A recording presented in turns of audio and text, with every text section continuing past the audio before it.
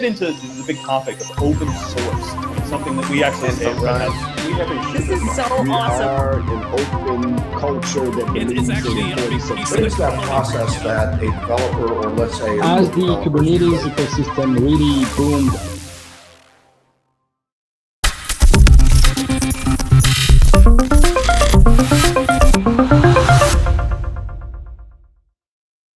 Do you have a minute? Of course.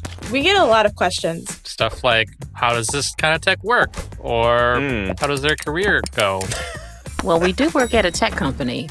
Angela, you are a solutions architect. I feel like you might be able to help. I answer a lot of questions on a daily basis, but there are other people that can help us as well. Maybe we can ask other Red Hatters? We also know quite a few people outside the company who could help us along. I feel like we should let other people listen in. Sounds like a job for a podcast. Do we just have a person just sit with a microphone talking about DevOps? How do we do this? We do this all the time. Like the four of us, we talk about the tech industry. So it should definitely be unscripted. Yes. Fun. Yes. Funny? All of those things. So are we doing this? I think we are. I think we should. I think we're kind of doing this. Wait. Oh. What do we call it? This is Compiler, an original podcast from Red Hat. Hi, and welcome to another episode of In the Clouds. We'll listen to a podcast this time. I'm Stu Miniman, your host, and I'm really happy to welcome solutions architect and co-host of the Compiler podcast, Angela Andrews. Angela, welcome back to In the Clouds. You were a guest on the program back in the Chris Short era of it, so great to see you again. How are you? Oh, it's great to be here, Stu. It's very nice to meet you. Thanks for having me on the show. Yeah, it's funny. The last time you were on the program was when you were one of the hosts of Red Hat Summit in 2021. I was a speaker at that show, but of course it was all virtual last year. This year we did have a smaller crew. It was really good to be able to see a lot of people in person. But yeah, it's great to be finally meeting and talking to more of the Red Hatters. Which, gosh, I'm over a year and a half here at the company. Maybe if you could, Angela, just, the trailer for Compiler gave a little bit of intro of the podcast, but maybe tell us a little bit about, your journey to Red Hat and, what you do on a regular basis.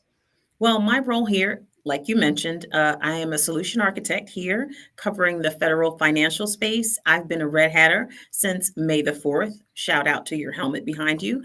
And I really enjoy engaging and interacting with my customers. Coupled with Compiler, I think I have one of the best jobs in the world. My background is as a systems administrator, and I was in higher ed for 15 plus years, managing Windows, Linux, all that. And I wanted a career change back in 2018. I loved to code. I was active in my coding community.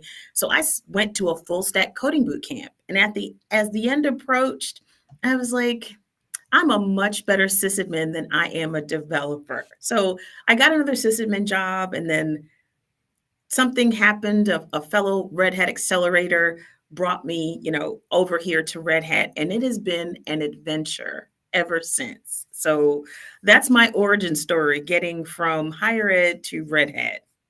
No, that's awesome. And, having that really practitioner experience, I'm sure, gives you a wonderful perspective as you're talking to our customers.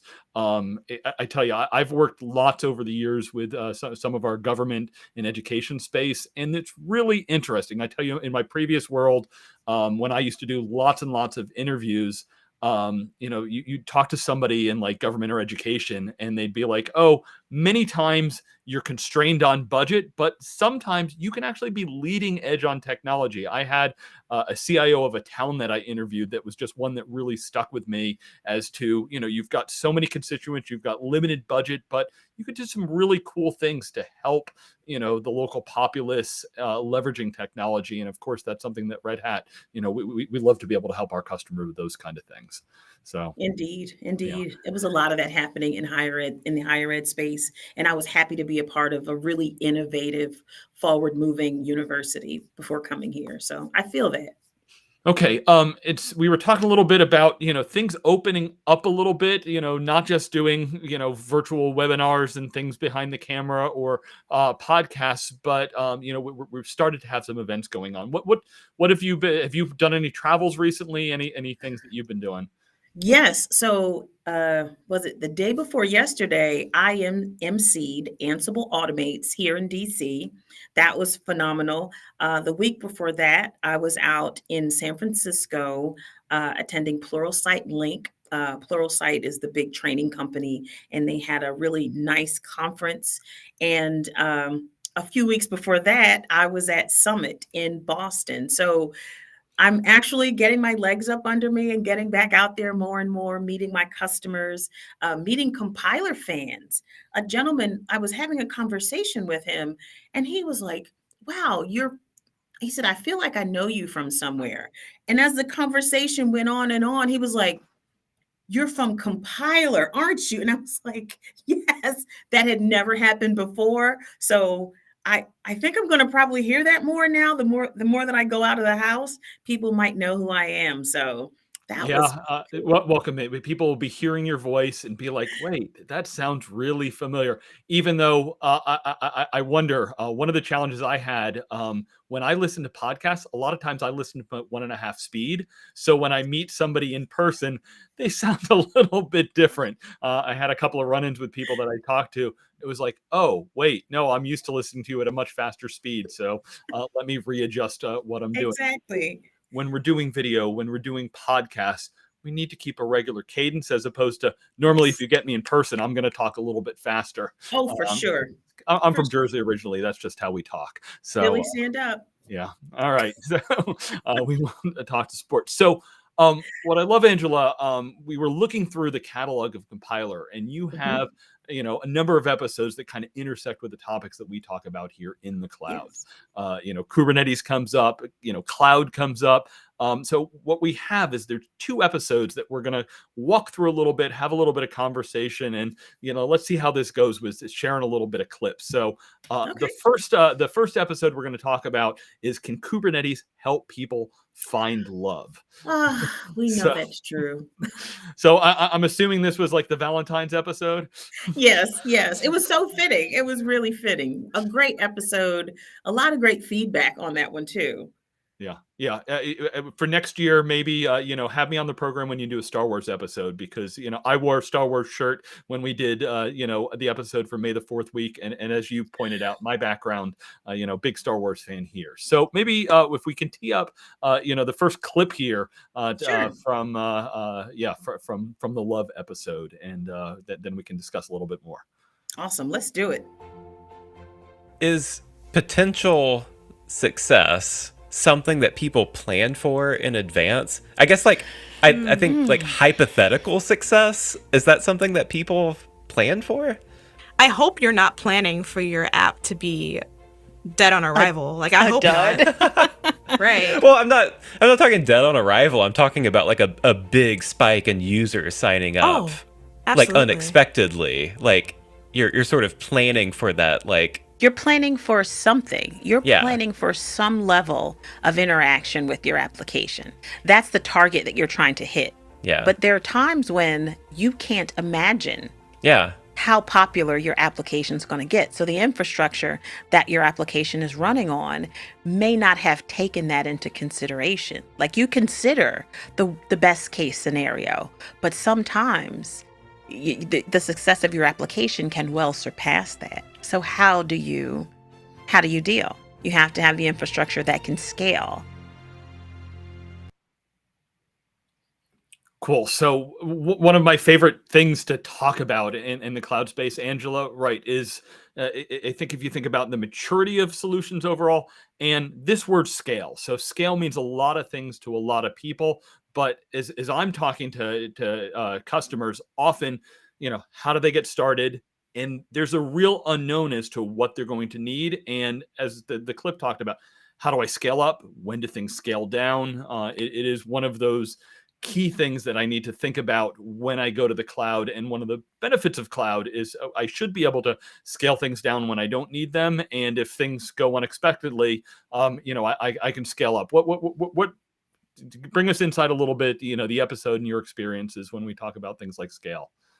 So when I think scale, I automatically think cloud, out there in the cloud. Now, of course, scaling happens on-prem as well, right? But cloud provides that flexibility and scalability that very few on-prem clouds, private clouds can give you. So at least it buys you that. And using that cloud, as a data center really provides you with the capacity you need to do what needs to be done. So for example, in the episode, as we go on in the episode, you're wondering, well, how does Kubernetes help you find love? Well, if your app running on Kubernetes gets this huge influx of users and activity and signups, and you're planning for it, but maybe you didn't realize that it was going to go viral. Having your application run on a container orchestration platform like Kubernetes and having it run in the cloud can underpin and help that scale. So your customers won't miss a beat. They won't realize that, wow, I'm now here with, maybe thousands or maybe millions of other folks at this one particular time. So cloud really does provide that flexibility. Sometimes you can't even foresee how popular or how much usage your site, your app, or your service is going to get. But running in the cloud, we have to figure out the how. How do we scale? Definitely cloud and containers are those two tools that really help pave the way. Yeah, well, and Angela, you were recently at that Ansible event. I'm sure the general discussion of automation and how that fits into the overall Yes. discussion what was a key thing, because we probably don't even talk about it enough. Kubernetes is really built with automation as it's not something I bolt on at the end. It's we're going to have automation. That's when I need to be able to scale. It can't be, oh wait, some spike came in, let's get a support ticket in and take care of it. No, you're too late. You're already in trouble. That's when things start crashing. Exactly. There. So we need the infrastructure to be able to be much more dynamic. We can't be waiting on people when it comes for that kind of thing. Yeah. Agreed. And again, the episode, it makes it funny and approachable, and we're using the dating app as an example, but this applies to all applications. Whatever application you're running, no matter what the app size, in the old days, and I can say the old days, you would think about, oh, I have to buy enough capacity to get me going for the next 3 to 5 years. And with the influx of services running in the cloud, you really don't have to worry about those expenditures the way that you used to, because sometimes you'd get them wrong, right? And you'd run out of storage, you'd run out of capacity. And I think moving into this new paradigm, not even a new paradigm, but this shift has really given people the flexibility that we didn't have 15, 20 years ago. Yeah, it's interesting. I see a couple of comments coming in there. There's one that I want to bring up. It says EKS or on-prem Kubernetes. Which one is better? And Angela, I'll start. Just you were talking about that flexibility. Here's one of the things we as people tend to be really, really bad at forecasting the future. So, or the weather. Yeah. So, when, hopefully I have a relatively good understanding of what my infrastructure and applications look like today. But if you try to plan out, hey, what are things going to look like in 1, 2, 3 years out? All I know is we keep adding things and we need to be able to have flexibility. And that's so, we can all debate how much we're going to move to the cloud, how much is going to stay in the data center. The reality is, and I did an ebook on this last year, is your environment is hybrid today, which means I have lots of environments. And you want to talk about scale. Let's start putting the edge into scale. I'm sure you saw at Summit, we had a big announcement with General Motors. Yes. I did an interview on this program a couple months ago talking about the space station and satellites and some of the edge deployments we have. So even more hybrid and more things that I need to be able to do. And Kubernetes is being built to be able to handle all of those environments. So I don't look at it as an either or. It's No. the data center, the public cloud. Of course, from a Red Hat standpoint, we strongly believe OpenShift is the answer to help you in all those environments. We can live side by side with what if you're using EKS, and we've got tools that can help in that environment. And I'll let you chime in too. Yeah. Well, to the question, which is better? It depends. Your organization, your environment, your applications, your user base, where they're based. If it's a global company, how is on-prem handled? If on-prem handled. But if you have the cloud, you can put your data closer to where your folks are. And with the incoming edge solutions, it doesn't have to be a brick and mortar building. If your customers are in the middle of a desert or in a hospital, getting your data and that compute next to your customers, so their response time for whatever applications they need to use in their day-to-day, it doesn't matter. So it depends. It's really a personal or a business decision. Yeah, and I think this actually tees up nicely the second clip that we have, from the episode Ooh. about meeting user needs and dynamic infrastructure. So let's tee Yes. that one up. So we kind of talked about some of the use cases, the kind of fear of success use cases, where maybe you've already built the application and you kind of get that viral moment where people are coming to your platform, logging in, trying to use it, and you want it to scale and stay up. Another big part of the story, though, is about supporting innovation and time to market. And a lot of that relies on that same level of standardization and dynamicism with your infrastructure. So in this case, if you have a lot of different ideas, especially in these emerging user experiences, people are trying different ways to connect with customers and users, trying different features, experimenting. It's important to have a platform, an infrastructure platform that can support that experimentation and that innovation. And with a proper approach, you can really accelerate both your time to market and the ability to experiment with these different features and user experiences. Really cool. And there's a comment from Dwayne here that if we pull up too, it said, so scaling properly should match an ROI for a customer, which is an interesting comment. I'd love your thoughts on it, Angela, because, we need to think about architecture and what costs are when we go to a cloud, because all of a sudden, if we get, a ton of, things scaling, that is going to cost us more. Yes. There needs to be some connection between that, the cost, and hopefully some value to the business or revenue stream that we have, because we don't want our cost to be going through the roof if our revenue isn't changing. Exactly. So to Dwayne's point, it should really match, it should match what the business needs are. If your business doesn't require that level of availability, if it doesn't require that level of redundancy, you really can be very prescriptive in how you keep your costs down. So if it doesn't allow for it, why would you want to spin up an Amazon, type application when you may have 2,000, 3,000 customers? It doesn't make sense. You architect properly for the number of users and your customers, and you have that scalability in that particular instance. It's not all apples and apples. It's apples, bananas, oranges. It depends. That's one of my favorite words as an essay. It depends. But so yeah, that it really matches what the business needs are versus scaling and having all of this infrastructure available just for the sake of having it. Yeah, I mean, Angela, it's such an important thing you bring up, because if I think about, cost management from a customer standpoint, the challenge in the data center was, how much do I buy? Did I forecast properly? Because I really understand what my costs are going to be. The challenge in the cloud is, how do I architect things?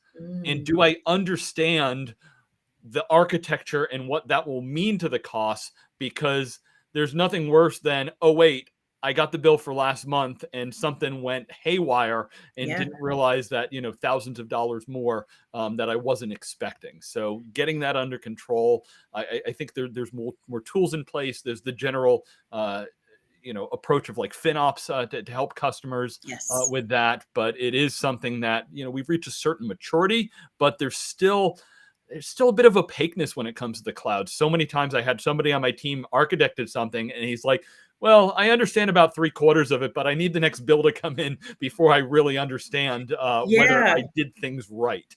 So, And that is such a real world example. Think of a lot of companies are having these same discussions, especially in that first iteration when you're architecting it out and you're trying to get a feel for, well, what will this look like? It's really hard to guess those ingress and egress charges, how much storage you're going to use, how much actual capacity you'll need from one day to the next, 1 hour to the next. And sometimes, unfortunately, in this current model, we kind of cross our fingers and we wait for that first bill and hope we got it right. I mean, forecasting and trying to figure out billing in the cloud is challenging for everyone. So, no one's alone in that, but you really do have to understand, again, your workloads and what your overall costs are, and you really try to do your best to do the math and stay within those constraints, because I've heard those horror stories about those bills.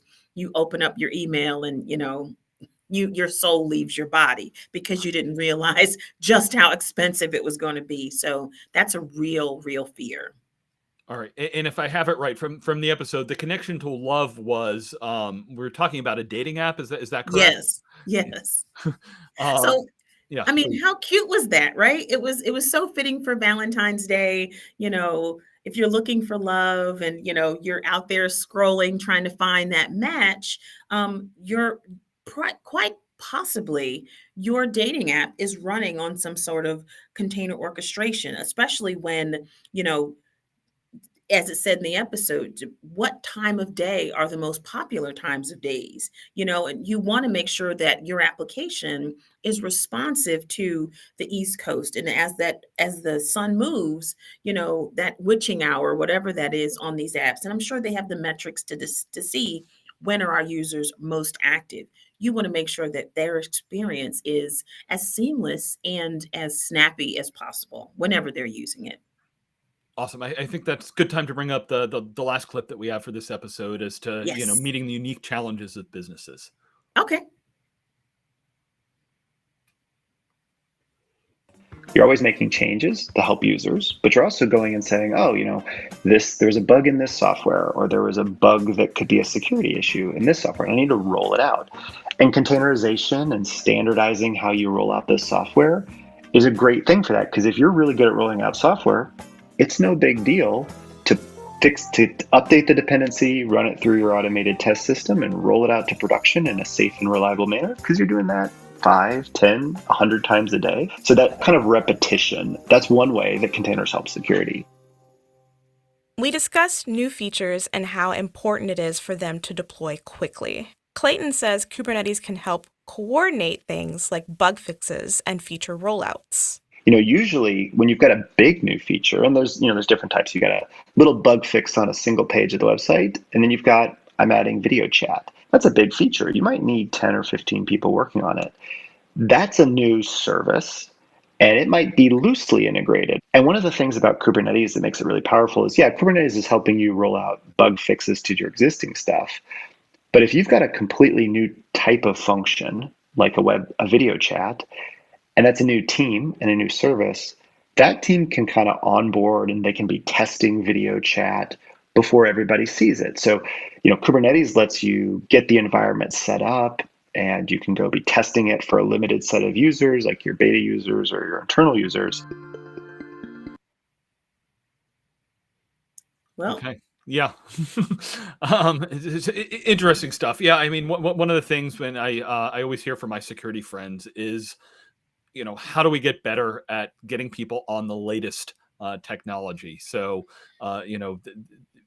we can't be too far behind on the patches, and Yes. especially that's something that we at Red Hat spend a lot of time at Linux, at Kubernetes, to make sure that we're not just pushing people to the latest version, but if there are bug fixes that we need to have, we backport that, and that's one of the key things that people come to Red Hat for. And as Clayton said, if containerization and DevOps really makes that possible, having that ability to update the small things, when the big things come along, you already have that muscle memory. You know the process of rolling out a bug fix. It just makes it easier because now it's almost like second nature. When we're talking about those new features, having the ability to run your test and prod and stage on the same platform where everything looks the same, everything feels the same, and having it work its way through those different stages is integral. You want a smaller subset of users getting their hands on these new features, and you don't want it to impact the rest of your production or the rest of the development and innovation that's going on. So containerization and Kubernetes really makes this possible, because it's not like the old days where to do an update, you'd have to plan for months and you couldn't do a lot of updates and you had to patch once a quarter. No, dead that. We don't do that anymore in this new, with DevOps and with containerization and Kubernetes. No, we have it as a process. And as long as you stay, that's how we keep our system safe. That's how we keep innovating and bringing out the new hotness. That's how we do it. And Angela, it's interesting because Kubernetes is not some magic wand that solves everything. No. I was actually I was getting to listen to some customers that were using some other Kubernetes solutions out there, and I was a little bit disturbed because they said, well, we have the developers there do their things in their environment, but then when we want to take it into production, we need to go add the identity management, security, and all these other things, and it was a big process and lift that they had, which is not just philosophically how we approach things. Is we want your development environment should look like your production environment, because otherwise that's where we had that schism between, I threw it over the wall and something didn't work right, or it wasn't how I expected. It's like, no. As you said, today's environment, it's, dev and prod, we should look the same. We should act the same. It should be there. The whole DevOps movement was to bring all of those pieces together and bring DevSecOps in so that we're thinking about security through the end, not, okay, we did our development, now we need to go through everything else. No, that takes too long. It doesn't. It is wasted effort that we need to worry about. So it's cool, and it sets up. We're going to transition to talk about the next episode. One of my favorite topics is just innovation.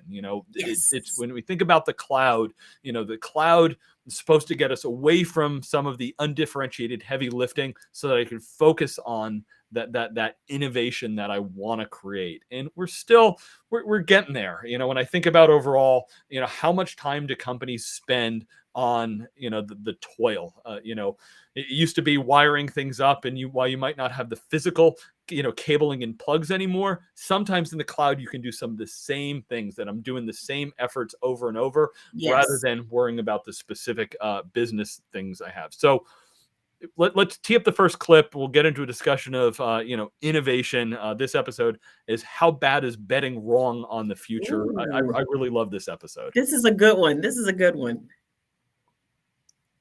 Well, let's talk about the future a little bit here. Sure. Right? Because this is something that, we have to make decisions here and now.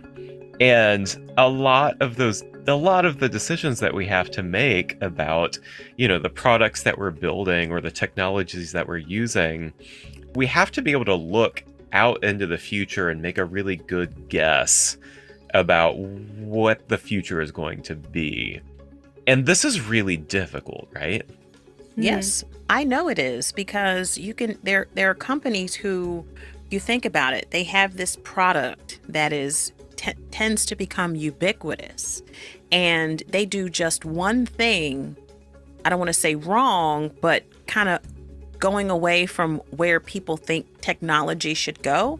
You're heading in the right direction, but you make one false move and you've definitely fallen off a cliff. So it's nice to be able to kind of foreshadow, but there's really no way to know, because we all want to be innovative, right? We all want to be on the cusp of the next big thing, right? Yeah. And we don't know what that is. So someone's going to take a bet on something and they're going to lose that bet. And that has to happen, I think, in order for technology to move in the right direction. I know if it doesn't sound like it makes sense, but someone has to lose in this scenario, because every good idea can't be the right idea, right?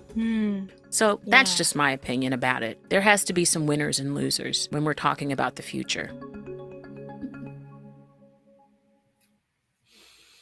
Yeah, Angela, there's a line I've been using probably for like the last 5 years is, I when I think early in my career, it was, I should have started something on a year ago or adopted some technology a year ago, but I didn't.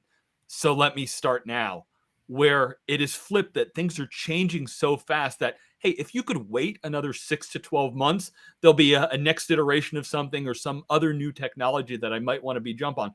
But I can't wait forever. So I do need to start with what I have, the here and now, and go forward. So, when is a technology mature enough to make a bet on it? How important is that in the overall decision? Companies today, in general, seem to be a little bit more willing to bet on something that isn't tried and true for decades, because otherwise you're going to be left behind if you can't make some bets and move forward to take advantage of newer technologies. I mean, I think every successful company with a successful technology product or service can probably relate to this. And they're swimming along, they're owning their market share for whatever space that they're in. And something comes along and they implement it, they test, they do the due diligence. And when you go live, your users aren't responding to it in the way that you expected, right? So think around the same time, what if you're one of your competitors is in the same space and they're doing similar things, and they come along with a new technology product or service and they get that buzz, but you watch your users, they stop interfacing with you, they may be moving on to this other feature, other service, and you're now in the position of where it talks about falling off this cliff. How do you future proof against falling off the cliff? The first thing is you have to be nimble. And how do you be nimble? You have to take some risks, but you definitely do it with open source. So I think there's a lot of pieces in there where you have to be able to iterate and use those tools that are out there. You have to listen to your users. That's a huge part of it. But I love the falling off the cliff metaphor, because we want to get close, we want to see over the edge, we want to see how far we can take something, but sometimes we have to take those bets. And if we're lucky, and I think you'll hear this later on in the episode, where if the bets you're taking are much more iterative and not jumping ahead where you could possibly do yourself damage. There's a lot of different nuances in there, but this episode talks about all of them. So make sure you listen so you can get some of the good tidbits that our guests were so happy and willing to share with us. So, Yeah, Angela. I've when I think back earlier in my career, if you were working on a piece of software and you were on an 18-month release train, so much relied on things going right. Did I get the right feature? Because if you didn't get on that train, it was real trouble. Or if something didn't work, then we were struggling and things light up. Today, most people are in more of a kind of a CI/CD environment. So I can do smaller increments. I can have more experimental features that are out there. And one of the balances we see is I can actually have speed while not being less secure. So that was the thing that we really look at the whole DevOps space, and what's happening here is I can move faster, but I can do it safely. I can do it reliably if I have the right processes, if I have the right culture in place. And I do love your call out for open source there. Of course, at Red Hat, we're heavily involved. And, there's so much when I look at the cloud native environment that, I live in, being part of OpenShift, it's still like at least once a month there's some new project coming up that's like, oh Yes. geez, I've never heard of that. We need to evaluate that. Do we participate in it? It is something that we will pull into our product line, and that's something that we constantly need to look at, because to your point too, if I can't respond to what my customers need, somebody else will. So whether it's something that'll be additive to your product, or eventually if there's enough drift, they might leave you to go to something else. And it in general is easier to make those moves today, ever than it was before. Indeed. All right. So yeah, you bring up not making, don't have to make huge bets, but if I can do it more incrementally or smaller, that tees up the next clip nicely. Oh, cool. Bring this to life for us, Kim, a little bit. So he's talking about doing these, what he's calling cheap experiments. Like what? Like, bring that to life for us.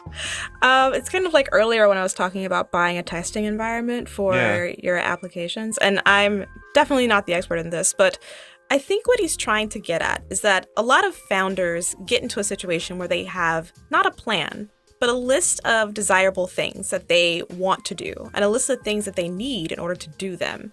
And they kind of go from there. So you want to do something as cheap as possible and as fast as possible. You don't want to blow your budget on something that only gets you from point A to not point B. You want to get to the next step, to development and eventual release, as soon and as fast as possible. So some of the examples here, he talks about prototyping and testing. It's something that's really important because you also need to know what your user wants. Just trying to find out the deliverables and the functional requirements you have listed, you have to find out what users want and match those up to what you want to deliver. Great segue. Yeah, and so many thoughts going through my head here, Angela, because right, on the one hand, I need to be able to test things, and it needs to be okay to fail. If there's a feature that's not going to work, you need to be able to pull the plug. You need to be able to, let 1,000 flowers bloom to understand where the proper advancements are. On the other hand, if customers start using things, you need to be real careful that you're not pulling things away that they might want. There's certain technology companies that get a bad rap for deprecating technologies that people want. So it's an interesting balance. Failure needs to be okay, but how we do that needs to be done with proper consideration. That's true. And, as an open source software company, I think Red Hat really toes that line well with making sure that we're innovating and we're trying to give our customers exactly what they need. And like you mentioned in the last segment about having the ability to, look at all these projects coming out here and picking and choosing which ones will give our customers the bang for their buck that they would really, really love. But we have to toe that line because, everything isn't for everybody. We want to make sure that we're making the smart bets on anything that we bring into our software. We want to make sure that it has a nice life cycle because we want to make sure that's one of our tenets, RHEL and its long life cycle. We want our customers to constantly have innovation, but they need a stable platform on which to be able to move and operate. So it is a really very fine line, but I think this company does a really good job in handling that. Yeah, it's kind of chaos in many ways out there. And I saw a presentation from Red Hat years ago before I joined Red Hat that just if you look at the churn in code that happens in Linux and Java and Kubernetes and so many of our spaces, it is the drumbeat of our industry is that constant rate of change. Yes. And Red Hat really thrives in that because at the core of it, our executive team always says, we're not here to create IP. We are here to everything we do goes upstream. It's that commitment to open source. So it's not that, hey, we created some cool technology and you need to use it. all of our products are based on community, open source projects. So there's users involved, there's that feedback loop with everyone there. So it's not us just saying, hey, we created this cool, awesome widget, everybody should buy it. It's we are contributing as part of an overall community where there are many users involved and real business challenges that we are trying to help meet. And we know that we are a piece of the overall puzzle, even when there's plugins and add-ins and a huge ISV ecosystem out there, so that we are not trying to sell you just a stack. It's we have a piece of your tool chain. We want to help give you frameworks and environments so that you can get all the things you need, because every developer has their own special things that they also want to use, and we don't want to limit their ability to create and to innovate. Exactly. And we do a really good job with our partners with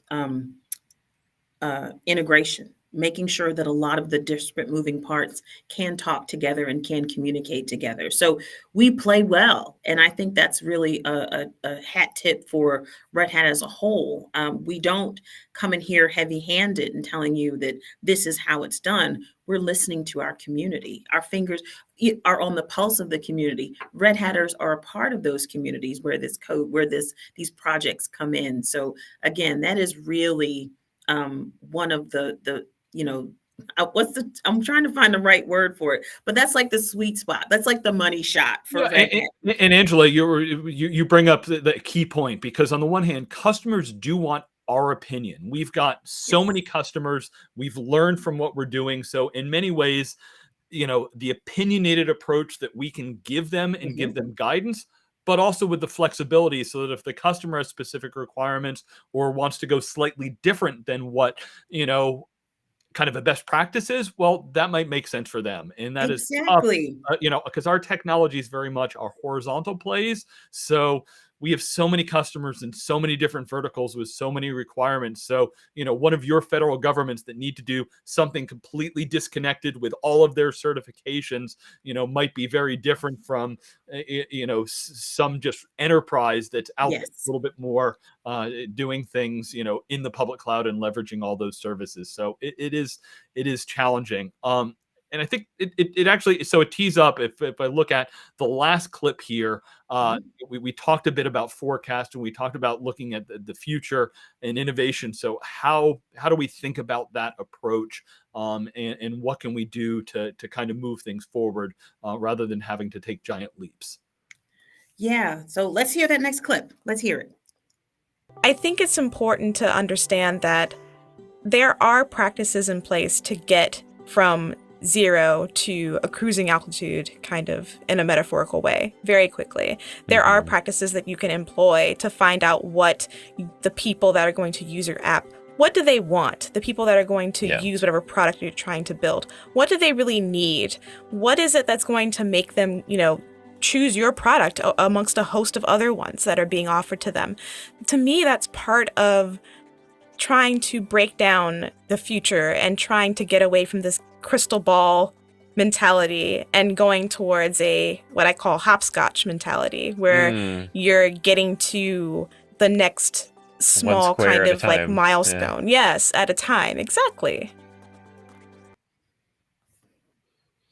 Love the metaphor. It really brings the point home about innovation and being intentional about where you're going. So, the crystal ball method, trying to figure it out and look so far into the future, that's someone's doing it, but everyone can't do it, because that's where mistakes happen. That's making those small bets is what we're looking for. Those little hopscotch, moving to the next square, a little bit of iteration, slight innovations moving forward, pushing that needle. That's how it changes. So I really do love that metaphor, the hopscotch mentality, because you get pretty far that way, because sometimes that leap forward, it'll knock you further back. So great metaphor. Thank you, Kim, for bringing that to us. It is really a gem, and it's a way that I think a lot of organizations are thinking about how they innovate. Yeah, and just a comment I'll make, Angela. Sometimes to be able to make a breakthrough, you need to be able to do something significantly different. But that doesn't mean that I have to take it all at once. So, if I look in a software world, I can have that sandbox environment where I learn a technology and I start to adopt it. Because here's the thing we know. It would be really nice to say with the cloud, hey, let me just throw a few dollars and wave a magic wand, and in a couple of weeks, I will have everything be digitally modernized, and it is totally wonderful.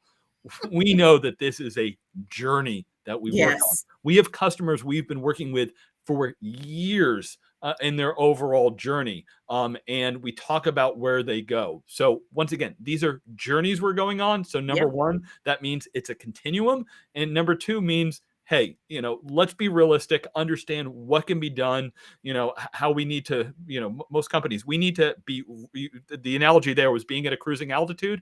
Well, Yeah. sometimes you need to be able to change an engine, while the plane is still, flying at full speed. So that is not something that would be simple. It'd be nice if we could start without any legacy baggage or any technologies and start with the future. But, that's absolutely, something we need to think about as to how we can make changes and modernize while doing it in a proper way. Yeah, sometimes you do need to change the engine. I like that one at that cruising altitude. I mean, open source and Kubernetes and the topics that we brought to the show today are really the backbone of how a lot of organizations are doing business. And it just so happens that we work for a company that does a lot in this space with OpenShift, but across the board, it's just the way that doing business makes sense. You know, everything can't be in the cloud. We understand that. Everything can't be, the highly scalable, highly available, because there's cost to consider. There's so many things that has to be a consideration. But I think when you work with Kubernetes and in this technology in the cloud space, it really does give you the room to iterate and make those changes. They don't have to be earth-shattering changes, but if you're moving your company and your organization forward, and you get the benefits of an opinionated product like OpenShift, but it allows you to, it comes with the batteries, but if you wanted to switch out parts, that's great too. So I think customers really do like the flexibility: on-prem, cloud, private cloud, public cloud, this tool, that tool. These are the things that are helping us to stay innovative as a company and helping our customers do the same. Awesome. All right. So Angela, I really enjoyed going through those couple of episodes. So Oh, some fun topics, some deep stuff. Tell us a little bit, compiler, how do you guys determine, what topics you have, any upcoming episodes that you're aware of that we can share with the audience? oh gosh. So well, how the show is done, how the sausage is made is we have a crack team of producers: Kim Wong, Johan Philippine, Caroline Craighead. They make the show sing. Me and my co-host, Brent Semino, we're just there just trying to make them look as good as possible because they do a lot. They do the research, they interview the guests, they come up with these really important topics. Some of them come in through emails, some of them come in through DMs on social media, and they have their own ideas. So this really is a show for our listeners. We really listen to our listeners. So we always have that call to action. We want to know what you're doing or what you think, because you know we're doing this for them, right? And our producers are putting in this great work and doing this great content because this is what folks want to hear and this is what folks are talking about. One of the next episodes that I love, love, love, love. Um, we were going to call it the F ups episode, but I think legal was not feeling that, so we called it Making Mistakes. Well, we're having an F ups episode part two. So if you enjoyed the one last week, which was filled with, to me, some of the funniest anecdotes of people screwing up in their environments and it being okay, to make those mistakes and feel safe and not have that terror of losing your job, there's some that last week's episode was super funny. I can't wait for part 2. That one's a good one. That is awesome. Yeah, Angela, I tell you, when I would talk to practitioners and got the chance to interview them, one of the most valuable things is like, hey, right, if you can look back, where were there mistakes or something you've done wrong or things that, can you tell your peers about that? So having that F ups, as you said, is really good because, hey, that's one of the things about the internet and open source communities is hopefully we can learn from the mistakes that that others have had. So, so much there. Yeah, I think we're getting close to the end. There was a Dilbert cartoon that you'd asked to bring up related to Yes. architecture. So So maybe you can speak to that. Yeah. I would love to. So there was a phrase used that I'd never heard the phrase before. It was marketecture. And it's kind of like a dig at a company or product or something where it's really not all it's cracked up to be. The marketing literature, the speak, it sounds like it's the best product since sliced bread, but it really isn't. And doing good products well is really hard. And there's this Dilbert cartoon that I saw where there was a director of marketecture and he had a slide behind him that said, being good, it's overrated. And so it was just like, it's so funny how sometimes when it can be a catchy phrase or something that catches your eye and it looks like the new hotness. And then when you peel back the onion, you're like, oh, this is trash. So marketecture is just one of those really, we talked about it in the episode where it's not all it's cracked up to be. So you really have to know what you're looking for when you're shopping around Oh for my gosh, products. Angela. So that comic strip goes back to 2009, which was probably before we even had the term cloud washing, which was in the early days of cloud. Cloud. You'd see a company come out and they'd put out their things, and it was like, wait, what do you actually do? So you're right, like understanding, is this vaporware?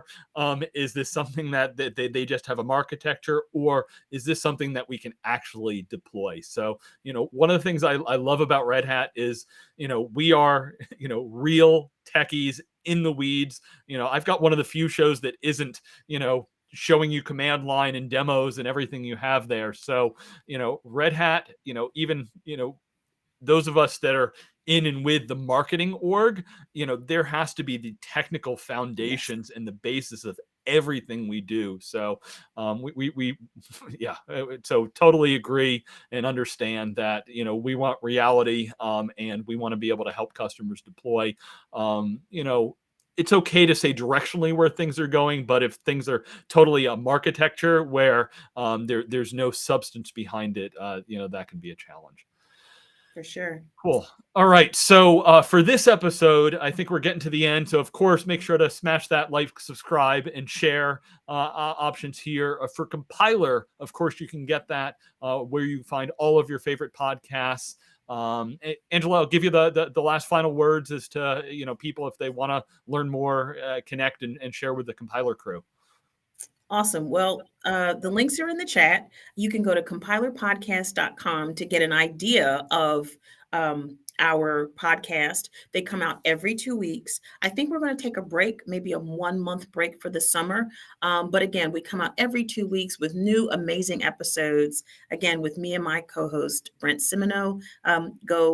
You can hit us up on any social media using the hashtag Compiler Podcast. We definitely look at those. We meet some of the coolest people through that hashtag. And you can find me on Twitter at Scooter Phoenix. I'm talking about all things tech and other. All right. Well, Angela, thank you so much. Yeah, and to that point, this show runs every 2 weeks on Thursdays typically. We might have one or two pauses in the summer just because there are some of the general vacations and the like, and lining people up sometimes can be a little bit. But Angela, pleasure talking to you. I hope to get to cross paths with you at one of the events coming up in the near future. Awesome. All right. So make sure next Thursday, listen to that next episode. I can't wait to hear what you think. Thanks, All right. Stu. I appreciate you. And thank you, everyone, for joining us on your journey in the clouds.